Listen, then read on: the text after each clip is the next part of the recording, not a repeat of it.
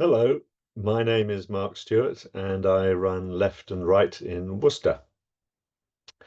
Firstly, I should say that I'm very grateful to Maria Chilvers for organising this online conference and also for inviting me to do this presentation. Thank you, Maria.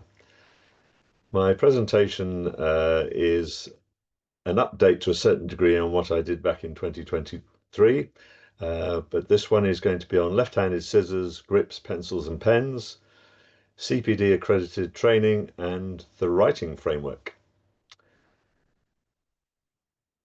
Scissors. And I'm happy to admit that I'm right-handed. My wife, who by the by is an ex-primary school teacher, she's right-handed. Our eldest son is right-handed, but our youngest one, who is that little fellow on the left-hand side, he's my youngest son, and he was the inspiration behind opening our shop, starting our business over 30 years ago now. And when he was about 3 or 4, we were looking for a pair of left-handed scissors for him, and we couldn't find any. And so we knew of a shop in London called Anything Left-Handed, and to cut a long story short, we opened after about 6 weeks, and we were the first ever sort of franchise branch of Anything Left-Handed in the country. One of the issues we found, particularly with our son and with scissors, the very first week that he was at school, he was given a pair of right-handed scissors to use. And when we went to pick him up at the end of the day, every other child had got their picture on the wall, and he couldn't even cut it out. And it really isn't good enough, particularly at that age, in the early years, because they do a lot of colouring, cutting out, sticking all sorts of bits and pieces, craft work. And you want to encourage your child to have good self-esteem and confidence. And if they're struggling day in, day out with simple skills like cutting, it really doesn't help. So some people think that you can get ambidextrous scissors. No, you can't. I have come across some that you can actually use in both hands, but you have to change the blade the whole way around. They're an amazing pair of scissors. But with generally, no. The blade is one way or the other. If you are a right-hander and use an ordinary a right-handed pair of scissors in your right hand, if you're looking to cut along a line, you would look down the inside of the scissors to follow that line. If you put the same scissors in your right hand, and you cancel that in your left hand, the cutting edge is now on the outside of the scissors. And I can usually tell left-handers who use right-handed scissors in their left hand because their head goes to the left, or they turn the scissors away from the vertical because they're trying to find where the cutting edge is. One of the other things about scissors is that often they have molded grips, and these are undoubtedly helpful. But imagine you use a right-handed pair in your left hand or the other way around with a molded pair, and you're going to get your knuckles are really going to be crunched. They're not a really nice way to comfortable hold. And what a left-hander has to do if they're using right-handed scissors or the reverse is they're having to force the blades together to make them cut. So if you want to try using right-handed scissors in your left hand, I would encourage you to do that. And if you try and cut material in particular, you will find that it is really hard to cut, and you'll find that material will bend, will fold rather than actually cutting, which can be very frustrating. The other thing, the two pictures on to the right of my son, the first one, the young girl in the middle, looks to me that she's using right-handed scissors in her left hand, so that can be tricky. The second one is if you're going to ask a left-handed child to cut something out, it makes life an awful lot easier for them to start at the left-hand side and go clockwise rather than having to go anti-clockwise, which can be a little bit tricky for them. So moving on, we're going to look at left-handed grip, pencils and pens.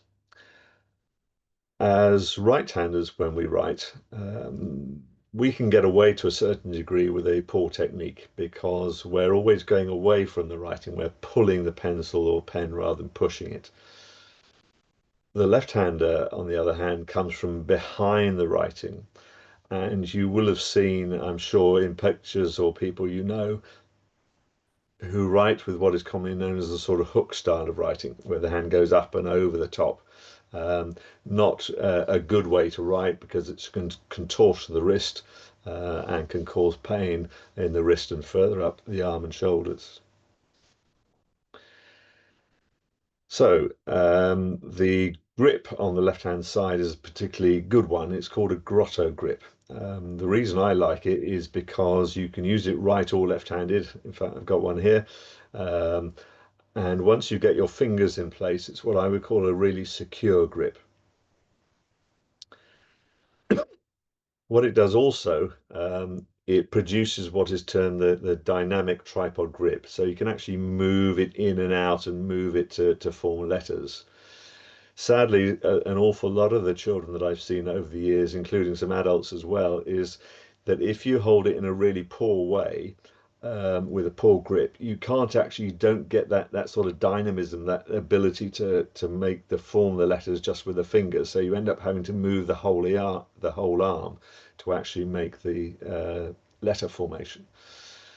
The other benefit of these grips, I think particularly, is also they make space between the writing and the fingers. You'll see there's a good centimetre between the tip and the writing, tip of the pencil and where you're holding the pencil. So that means you can see what you're writing more easily because the fingers aren't in the way.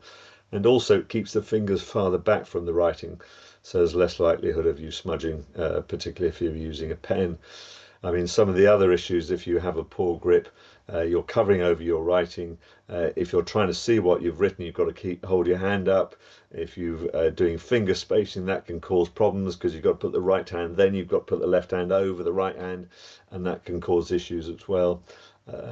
Issues with copying. Um, so if you're trying to copy something that's to the left of you, your hand may cover over what you're trying to copy. And a very simple point, if you're asking a left-handed child to copy something, if you can get them to copy below or give it the options on either side, it makes life an awful lot easier. So moving on to the pencil, that's the middle image. Stabilo, who produced this one, and also the pen to the right, I think are to be applauded because they produce specifically left-handed pen and pencil. The pencil there is what's called the Easy Ergo, and I've got one here, and you can actually push it down, and you can pull the whole lead out. It's refillable. But it has the grip molded into the barrel for you. Again, really useful. As you'll note, it also comes with a little pencil sharpener that you can see. That sharpener only actually sharpens the width of lead that's used in this pencil.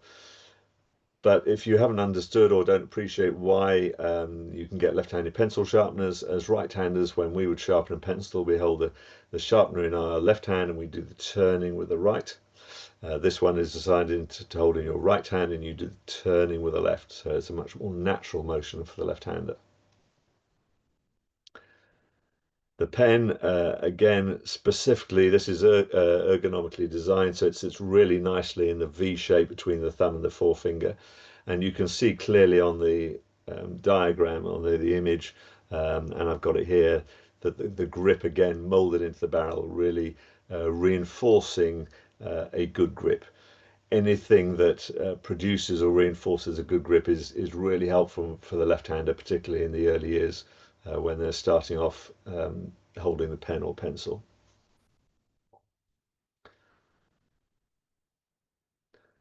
So moving on, Left-Handed Children, a guide for teachers and parents. This is a downloadable interactive training video that I produced about 2 years ago. It was the next version on from the one I did in 1999, which was only on VHS, which obviously is not current now. So we brought it up to date. Earlier this year, I also managed to get it CPD certified by the CPD Certification Service, and I'm grateful for their help because it's upgraded it to a much more professional training package.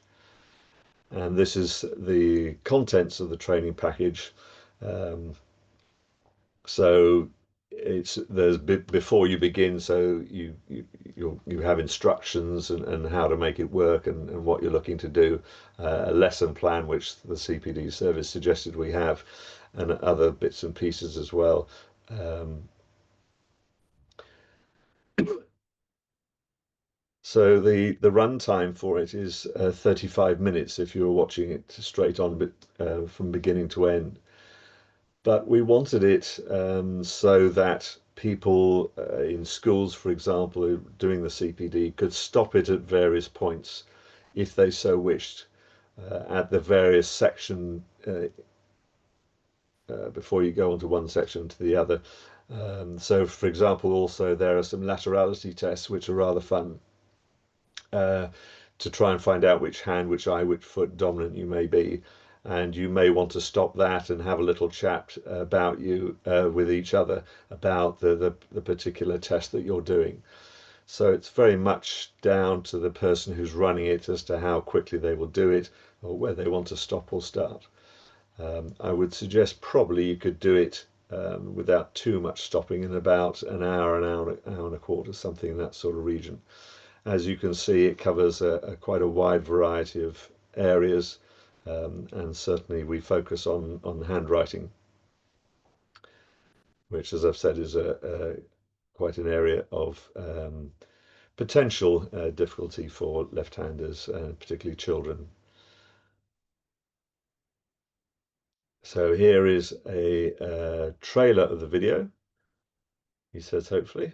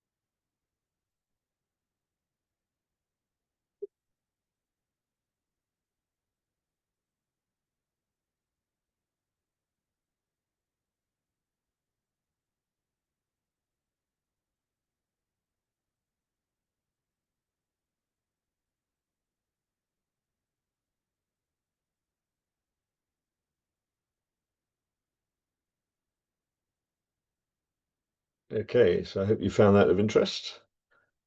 Oops. So moving on to the writing framework. Back when we first started the business, I spoke to my wife, Heather, because we were getting quite a few children coming in to our shop with handwriting issues. Sorry. And I said, you know, when you did your teacher training, did you have any guidance on how to help left-handed children? And she said, no. So I did a bit of investigating and managed to contact our MP at the time, a gentleman called Peter Luff. Now, Peter Luff was great for us because not only is he left-handed, but he also wrote with the hook style of writing that I mentioned previously. Now, we could have had a right-handed MP, a left-handed MP with a good style of writing, but to actually have a left-handed MP with a poor style of writing was absolutely brilliant. And he tabled a number of parliamentary questions for us. He had a half-hour adjournment debate in the House of Commons about left-handers. And he also managed to get us a meeting with the chief executive of the teacher training agency, which existed at the time. And they suggested that we produce the training video, which we did back in 1999, which I mentioned earlier. And they sent it out to all the teacher training colleges in England, about which I was absolutely thrilled, as you can imagine. However, very sadly, the trainee teachers were not required to look at the training. So that didn't help them, but worst of all, it didn't help the children that they were going to be teaching. So you could say that was a waste of time and effort and money. However, one would like to think that some people saw it and it was a benefit. So moving on, we had further meetings with people at the Department of Education. We had a meeting with Nick Gibb about 5 years ago, something like that. And it was interesting because the national curriculum at the time, there was a bit about handwriting, and it was statutory. So it meant that things had to be done.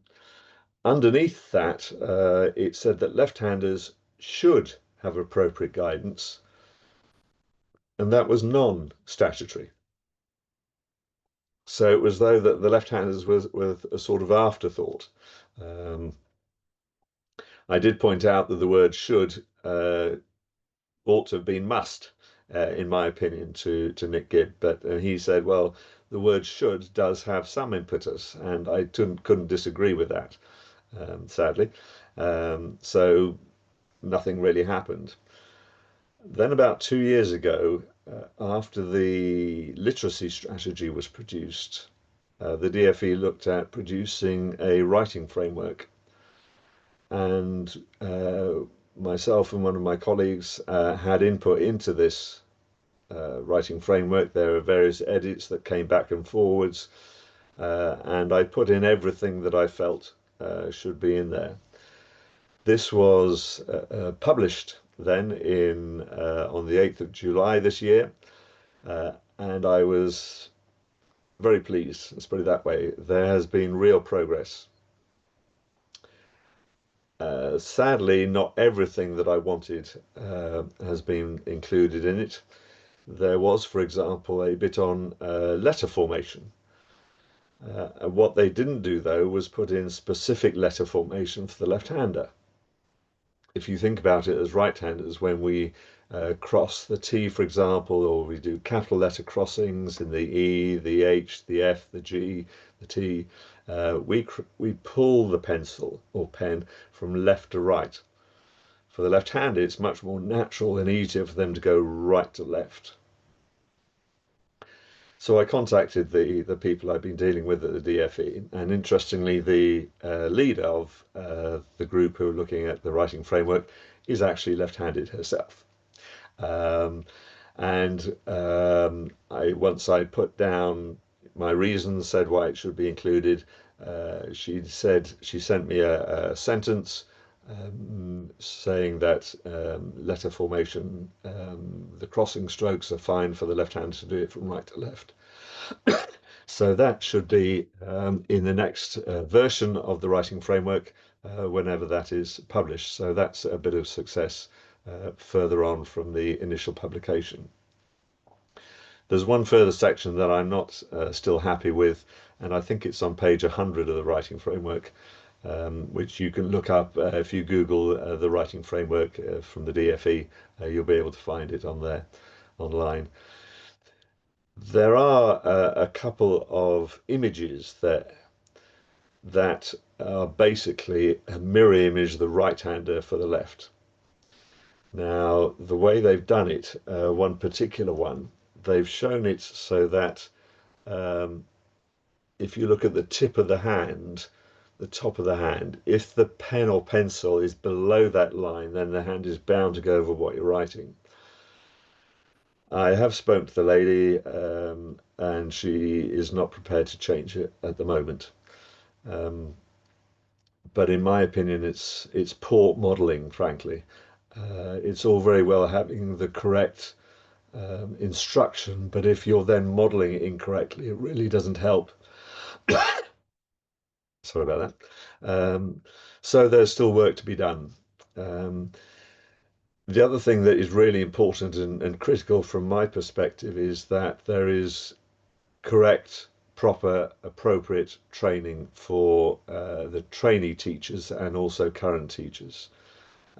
And I believe that there will be training in the academic year 26-27. I am hopeful that the DFE will come back to me and we can get some proper training. So that's basically where we're at. Thank you very much for your time and for listening. If you have any queries or want any help or advice, please don't hesitate to contact me. I'd be very happy to help. Thank you.